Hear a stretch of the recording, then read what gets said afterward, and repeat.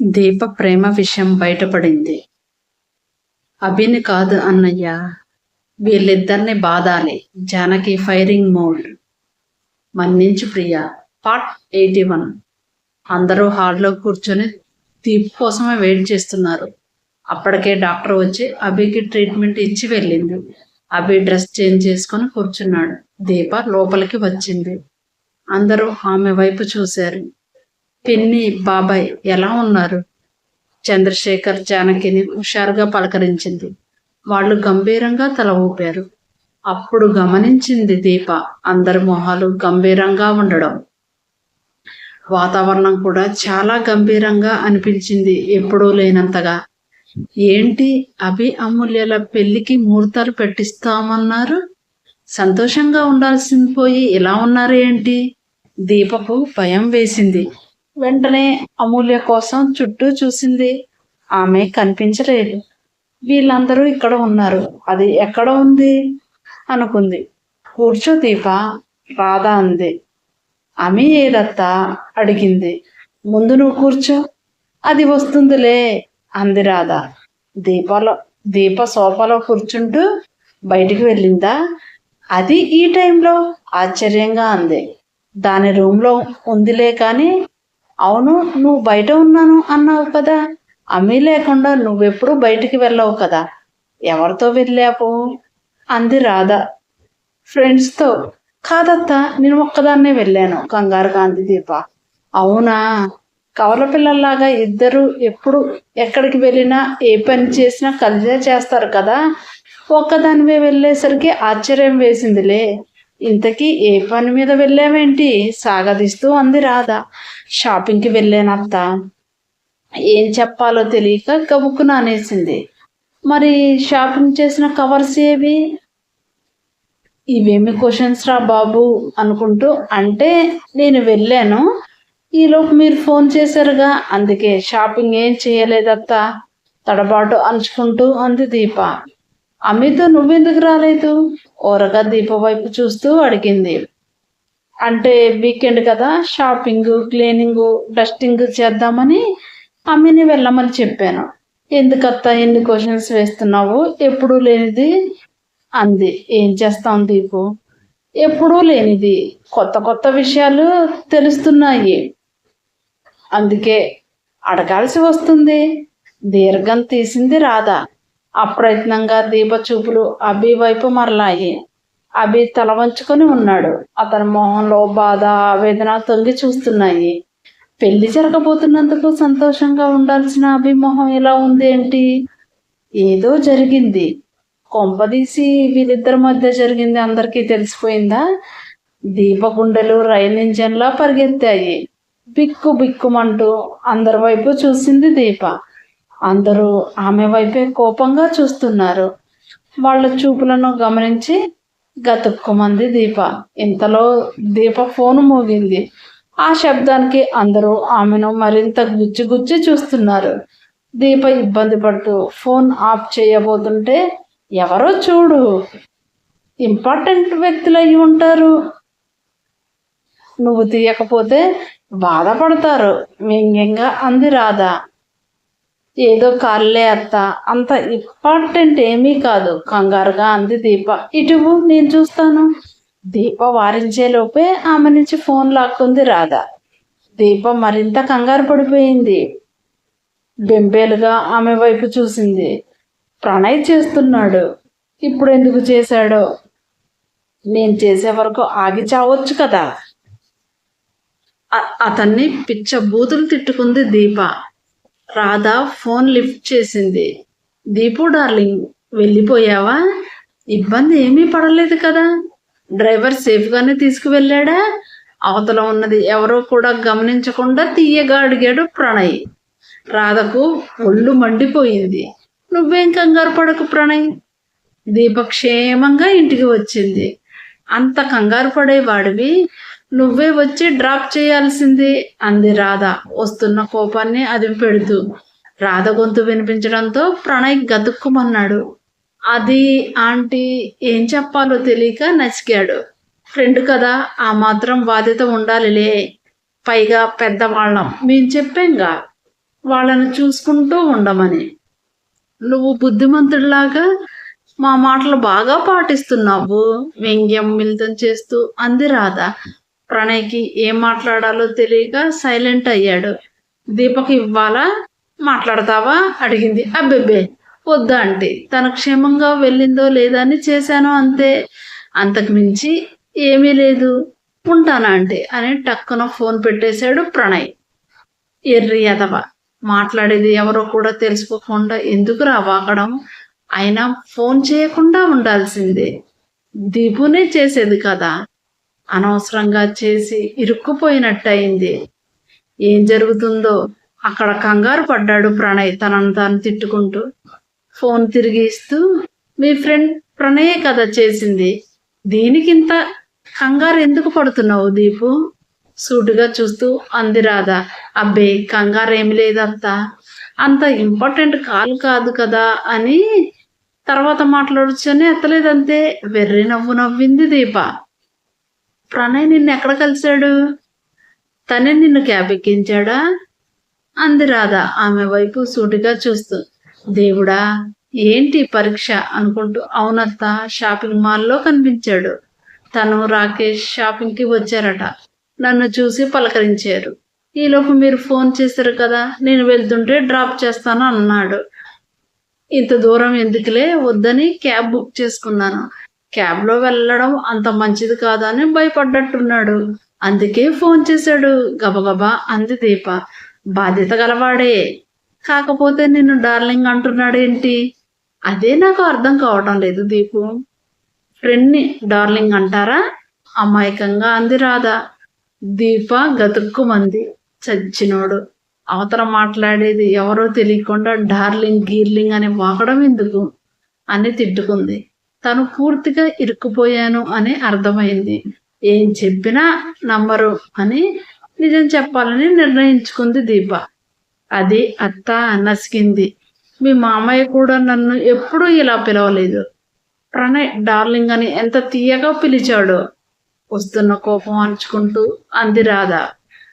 Sorry అత్త, నేను ప్రణయ్ ప్రేమించుకుంటున్నాం, కళ్ళు మూసుకొని గబుక్కున చెప్పేసింది దీప. లవ్వా, చాలా బాగుంది, చదువుకొని ఉద్యోగాలు చేస్తూ ఉద్ధరిస్తారనుకుంటే లవ్లో పడ్డావన్నమాట, ఎప్పటి నుంచి ఆమె గొంతులో పదును. దీప భయపడుతూనే చెప్పింది. ఇంతకాలం నుంచి ప్రేమించుకుంటూ పెద్దవాళ్ళకి చెప్పాలని కూడా లేదన్నమాట. ఇంతకీ మీ అమ్మ వాళ్ళకన్నా తెలుసా, మాకు చెప్పకపోతే చెప్పకపోయావు గంభీరంగా అంది రాధ. తెలీదత్తా, జంకుతూనే అంది దీప. నా కూతురు చక్కగా చదువుకుని ఉద్యోగం చేస్తుందని మురిసిపోతున్నారు మీ అమ్మ నాన్న, నువ్వు ఇక్కడేమో లవ్వు కొవ్వు అంటూ చెట్టపట్టాలు వేసుకొని తిరుగుతున్నావు. ప్రేమిస్తే ప్రేమించావు, కనీసం ఈ విషయం వాళ్ళకి చెప్పాలని కూడా నీకు తెలియదా, నీ మీద ఎంతో నమ్మకం పెట్టుకున్నారు, ఈ విషయం పరాయి వాళ్ళ ద్వారా వాళ్ళకి తెలిస్తే ఎంత బాధపడతారు, నలుగురు నువ్వు ఎవరితోనో తిరుగుతున్నావు అని మాట్లాడుకుంటుంటే వాళ్ళు తలెత్తుకొని తిరగగలరా, చదువుకున్నావు కదా, ఆ మాత్రం బుద్ధి జ్ఞానం ఉండక్కర్లేదా, మేము ఇక్కడ ఉన్నాం కదా, ఎప్పుడు వస్తూనే ఉంటావు కదా, మాకైనా చెప్పాలి కదా, నీకంత భయం వేస్తే మీ అమ్మా నాన్నతో చెప్పడానికి మేము చెప్పేవాళ్ళం కదా అంటూ ఎడపడ తన మాటలతో వాయించేసింది రాధ దీపను. ఆమె కోపానికి కిక్కురు మనలేదు దీప. వంచిన తల ఎత్తలేదు. అలా మూగముద్దులా ఉంటావే, చేసిందంతా చేసేస్తారు, అడిగితే మాత్రం ఇలా మూగును పడతారు మండిపడింది రాధ. సమయం చూసి చెప్దాం అనుకుంటున్నాము అత్త, నసిగింది దీప. ఏదో ఒకటి జరిగే వరకు ఇంట్లో చెప్పరన్నమాట, అన్నీ మాకు మేముగా అడిగి తెలుసుకోవాలి, లేదా ఎవరో పరాయి వాళ్ళు చెప్పాలి మాకు, అంతేకాని బాధ్యతగా పెద్దవాళ్ళకి చెప్దామని లేదు, అన్నీ రహస్యాలే, మీ ఇష్టం అయిపోయింది, మీ ఇష్టం వచ్చినట్టు ప్రవర్తిస్తున్నారు అంటూ. ఇదేనా, ఇంకా ఏమన్నా దాచారా కోపంగా అంది రాధ. ఇంకేం దాయలేదత్తా గాబరాగా అంది దీప. దాయలేదా ఉరిమి చూస్తూ అంది రాధ. ఇంకేముంటాయి అత్త దాయడానికి, ప్రణయ్ని ప్రేమించాను. మీకు భయపడి మీతో చెప్పలేదు. సమయం చూసి చెప్దామనుకున్నాను. ఈలోపే ఇలా తెలిసిపోయింది. అంతే, ఇంకేమున్నాయి? మనసులో అనుమానంగా ఉన్న తాను బయటపడడం ఎందుకులే అని భయపడుతూనే అంది దీప. ఏంటి, ఏమీ లేవా? ఇప్పటికి కూడా ఇంకా దాస్తున్నావా? ఇంకెన్ని ఘోరాలు జరిగాక చెప్తావే? ఆగ్రహంగా అంది రాధ. ఘోరాలేంటంతా? భయంగా అంది దీప. ఘోరం కాక ఏంటే? అభికి అమికి గొడవ జరిగిన విషయం నీకు తెలీదా? దీప గుండె జారిపోయింది. వీళ్ళకెలా తెలిసిపోయింది? గుటకలు మింగుతూ రాధ వైపు చూసింది దీప. ఈ వెధవ అంత ఘోరమైన పని చేస్తే మాకు చెప్పకుండా దాస్తావా? వాళ్ళిద్దరూ చెప్పలేదంటే సరే, నువ్వు కూడా చెప్పలేదంటే నిన్ను ఏమనుకోవాలి? పెద్దవాళ్ళు ఉన్నారు, వాళ్ళకి చెప్పాలన్న కనీస జ్ఞానం నీకు లేదా? అభి గొడవ పడ్డట్టున్నారే అని నేను కూడా ఎన్నిసార్లు అడిగాను నిన్ను. నువ్వేమన్నావు? నీదంతా అనుమానం అత్త, వాళ్ళిద్దరూ బాగానే ఉన్నారు అంటూ చిలక పలుకులు పలికావు కదే. ఇప్పుడు చూడు, అంత ఘోరం జరిగాక అది కూడా పెళ్లి విషయాలు మాట్లాడుకుంటుంటే ఆమె కళ్ళు తిరిగి పడిపోయింది కాబట్టి మాకు తెలిసింది. లేకపోతే ఎప్పటికీ తెలిసేది కాదు. తన బాధ, ఆవేశం, ఆక్రోశం, కోపం అంతా దీప మీద వెళ్ళకక్కింది రాధ. దీప చెవికి రాధ తిట్లేమీ ఎక్కలేదు. ఆమె కళ్ళు తిరిగి పడిపోయింది అన్న దగ్గరే ఆమె మనసు, ఆలోచనలు ఆగిపోయాయి. ఆమె కళ్ళు తిరిగి పడిపోయిందా? ఏమైందత్త? ఆమెకు అసలు ఈ మధ్య ఒంట్లో బాగుండటం లేదు. కంగారు పడుతూ లేచి, ఎక్కడుంది అది? నేను చూడాలి పాతగా అంది దీప. అవును, కళ్ళు తిరిగి పడిపోయింది. వీడి చేసిన ఘోరానికి సాక్ష్యంగా అది తల్లి కాబోతుంది. రాధ గొంతు రుద్ధమైంది. తన గుండెల మీద బాంబు పడ్డట్టు అదిరిపోయింది దీప. ఏమంటున్నావు అత్త? దీప మాటలు తడబడ్డాయి. అవును, వీళ్ళు చేసిన వెధవ పనికి అది పెళ్లి కాకుండానే తల్లి కాబోతుంది. కొడుకు వైపు చూసి నిప్పులు కురిపిస్తూ అంది రాధ. తల్లి చూపుల్లో చూపు కలపలేకపోయాడు అభి. చాలాసేపటి వరకు దీప షాక్ నుంచి తేరుకోలేకపోయింది. జరిగిన దానికే బాధపడుతున్న ఆమె ఇప్పుడు ఈ విషయాన్ని ఎలా తీసుకుంటుందో, ఎంత బాధ అనుభవిస్తుందో. దీప కళ్ళల్లో నీళ్లు తిరిగాయి. నువ్వు ఒక్క మాట మాకు చెప్పి ఉంటే ఇంత దూరం వచ్చేది కాదు కదా దీపు.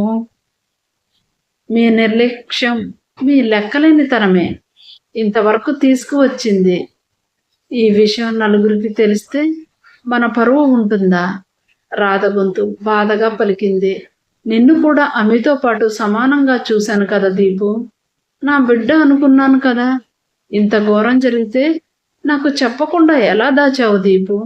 ఈ అమ్మని మోసం చేయాలని ఎలా అనిపించింది? జానకి కంటతడి పెట్టింది. వేటగాడి బాణం గుచ్చుకున్న పావురంలా విలవిల్లాడింది దీప. రాధత్త గాని జానకి పిన్ని గాని ఎప్పుడు ఏ విషయంలో కంటతడి పెట్టడం ఎరగదు.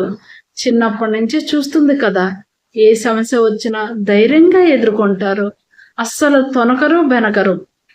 అలాంటిది ఇప్పుడు ఇలా వాళ్ళిద్దరూ ఏడుస్తుంటే తట్టుకోలేకపోయింది దీపు. ఐఎమ్ సారీ పిన్ని, జానకిని కౌగిలించుకొని ఏడ్చేసింది దీప. మీకు తెలిస్తే బాధపడతారని చెప్పలేదు.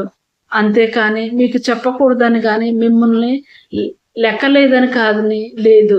ఆమె నా దగ్గర మాట తీసుకుంది, మీ ఎవరికి చెప్పొద్దు, మీరు బాధపడతారని వృద్ధమైన గొంతుతో అంది దీప. బాధపడితే మాత్రం ఇంత పెద్ద విషయం దాస్తారా? అసలు అభి ఆమెని అనుమానిస్తున్నాడని తెలిసినప్పుడే నాకు చెప్పాలి కదా దీపు. వాళ్ళిద్దరి మధ్య గొడవ ఇంత దూరం వచ్చేది కాదు కదా. అప్పుడే మేము పరిష్కరించేవాళ్ళం. బాధగా అంది జానకి.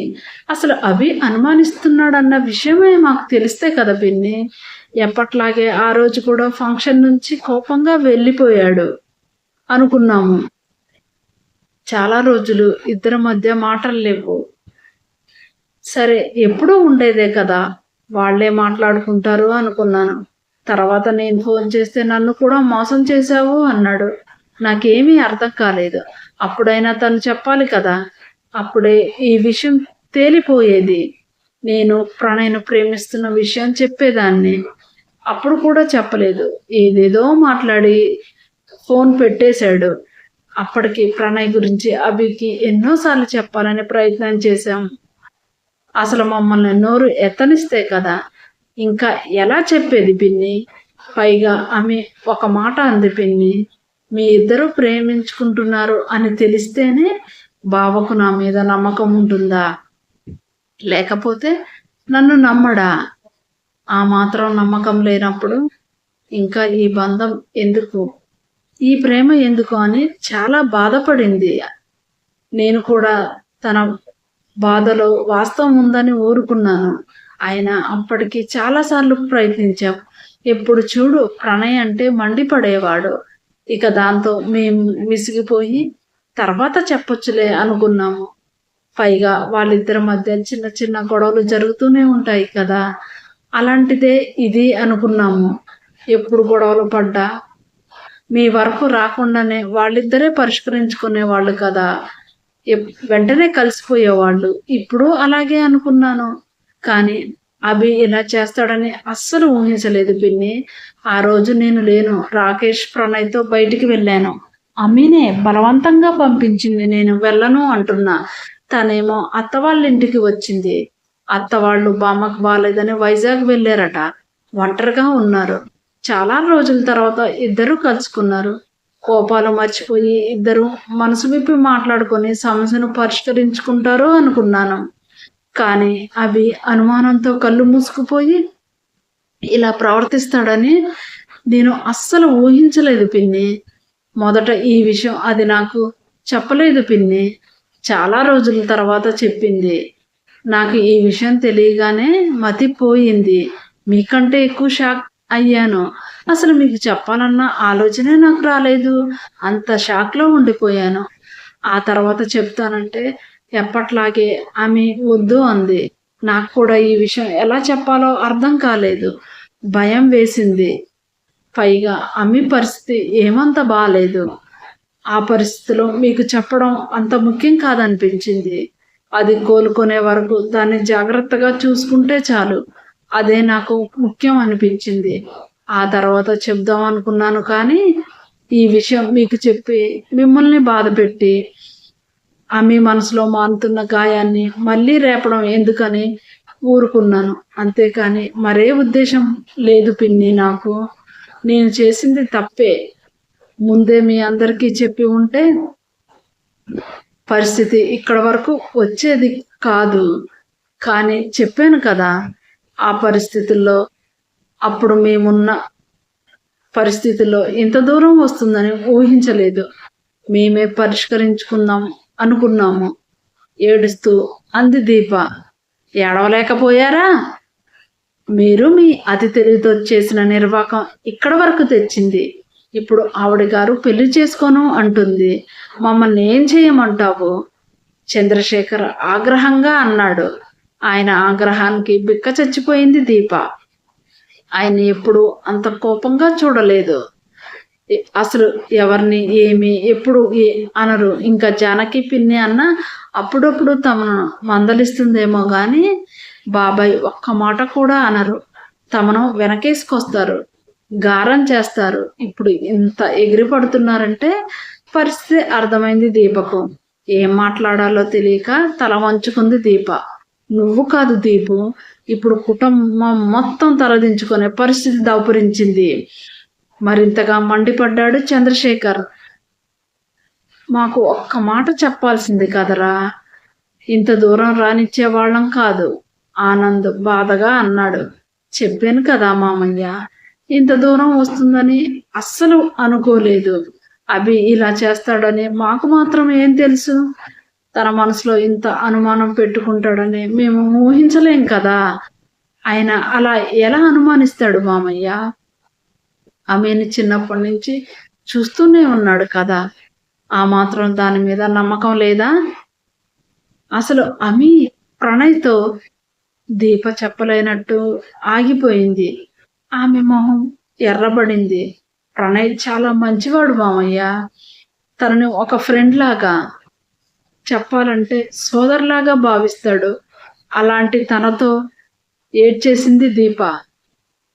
అభి తల సిగ్గుతో వాలిపోయింది. దీప ఒక్కో మాట ఒక్కో బాణంలా అతని గుండెల్లో దిగబడింది. ప్రణయ్ తనని సోదరులా భావిస్తాడు అన్న మాటలే అతని చెవుల్లో గింగురుమంటున్నాయి.